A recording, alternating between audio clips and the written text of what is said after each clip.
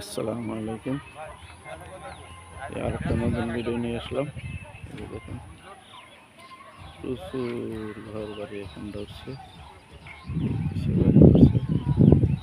এই পাশেই জমাট আছে। এই বাড়ি, এই রাস্তা 15 ফিট রাস্তা।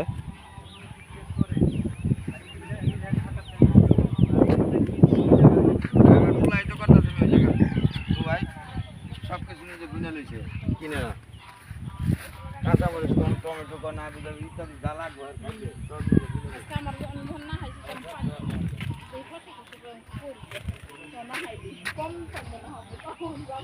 এটা ছিলেন গোলাপ গ্রামের মেন রাস্তা থেকে এটা আসছে।